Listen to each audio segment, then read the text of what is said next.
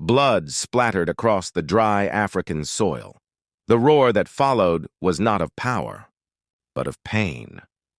A mother lion limped through the golden grasslands, her paw torn and bleeding, the queen of the savannah, brought to her knees by a creature no bigger than a cat. Her cubs waited nearby, hungry and crying, and their mother was dying. The sun burned above her like fire. Each step sent waves of pain through her body. She had not eaten for days, but desperation had forced her to hunt something dangerous, a porcupine. At first, it seemed easy. She pounced, claws ready. But in one terrible second, the porcupine turned. Its back bristled, and dozens of sharp quills shot into her paw like spears. She roared and stumbled. The small animal vanished into the grass, leaving her bleeding and broken. Still, she dragged herself forward because a mother never gives up. Miles away, at a wildlife rescue station, 3 friends were finishing their morning patrol.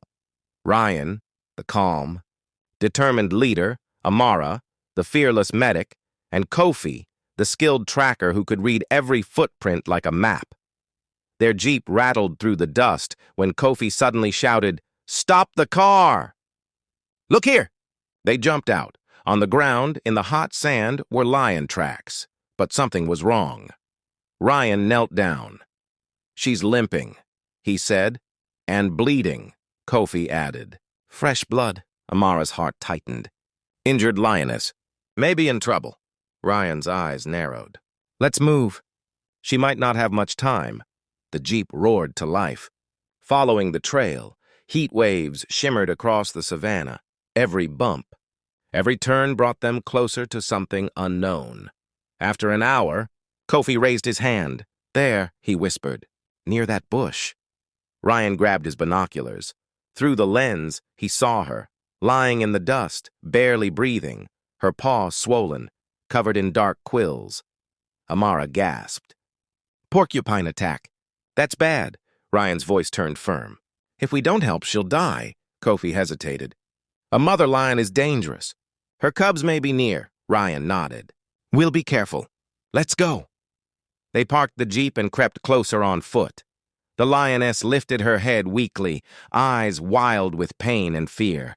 A low growl rumbled from her chest. Ryan whispered, "Easy, girl. We're not here to hurt you." Amara loaded a tranquilizer dart. "Just enough to calm her," she said softly. Thwick. The dart struck.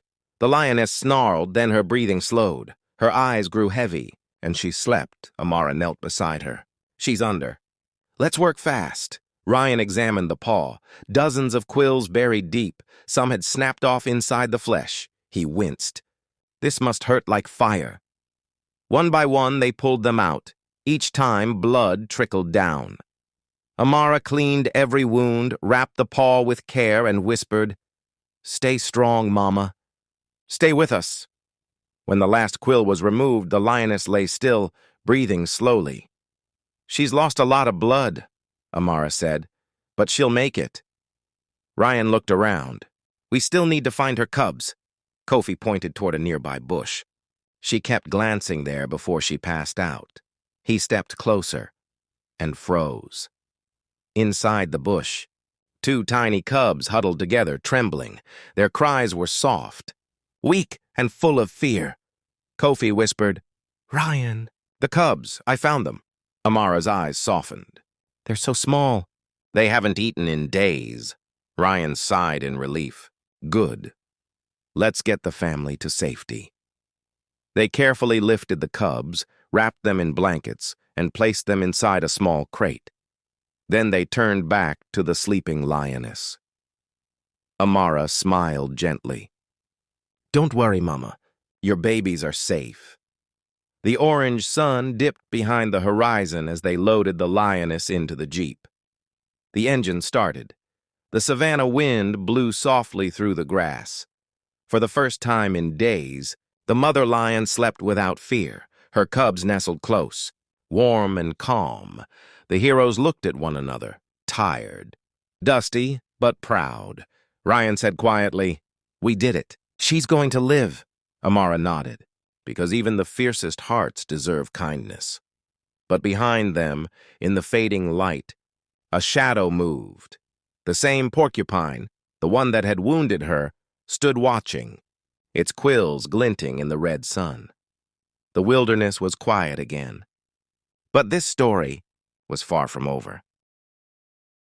The rescue jeep rolled through the dark savanna, its headlights cutting through the heavy night air. In the back, the wounded lioness lay still, her paw wrapped in bandages, her breathing slow and weak. Beside her, two tiny cubs whimpered softly, pressing their small bodies against their mother's side. Amara kept her eyes on the lioness the whole time, checking every breath. Ryan drove fast, his hands gripping the steering wheel, his face tight with focus. Kofi sat beside him, map in hand, scanning the dark horizon. "We're almost there," he said quietly. Ryan nodded. "Let's get her to the sanctuary before sunrise." At last, the rescue center appeared on the edge of the forest, a safe haven surrounded by high fences and soft light.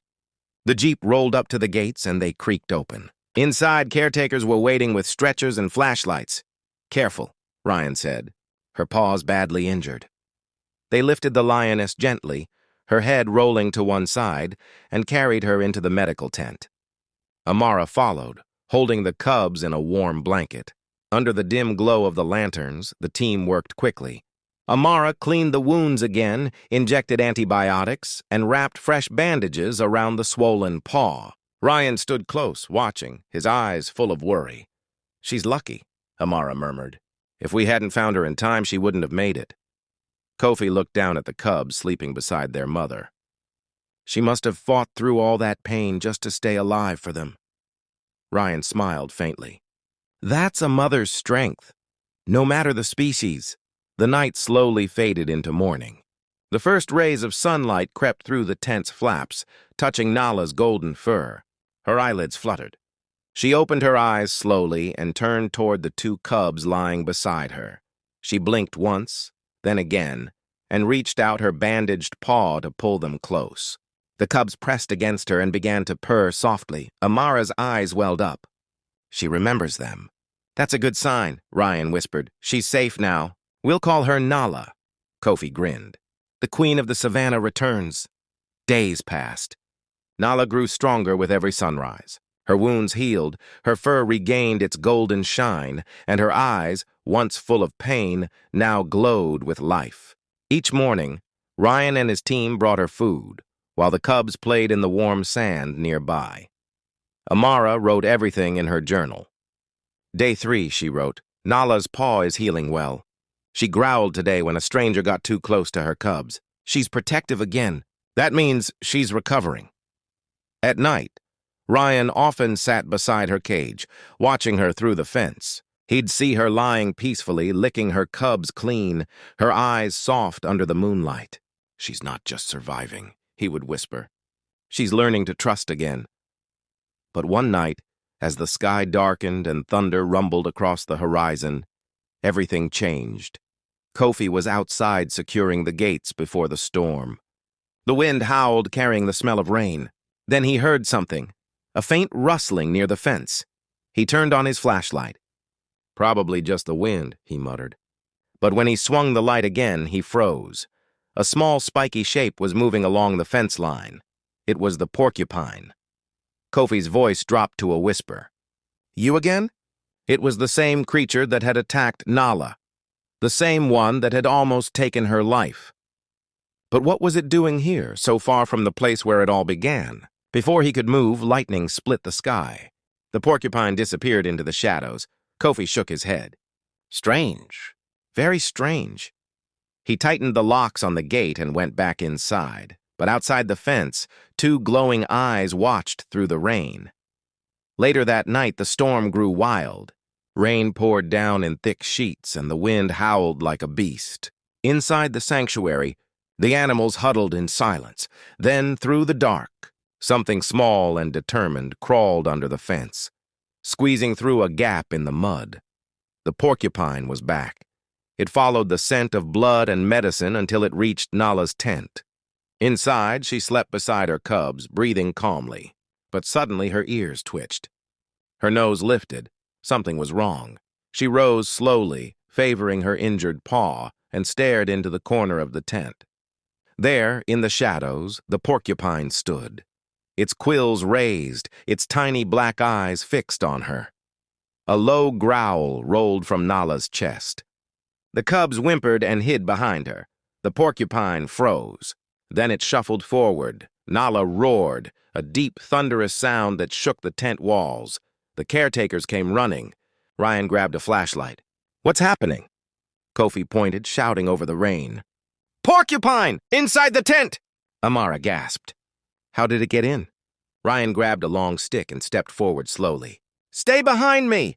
The porcupine hissed, backing into a corner. Nala roared again, ready to attack. Ryan raised his hand. "Easy, girl. Don't hurt yourself." But instinct took over. Nala lunged. The porcupine spun around, its quills shooting like arrows. Ryan swung the stick hard, knocking them aside before they could hit. The quills clattered to the floor. Kofi flung the side gate open. "Now, Ryan, move!" Ryan stepped back just as the porcupine darted toward the exit, vanishing into the storm. For a moment, everything was still.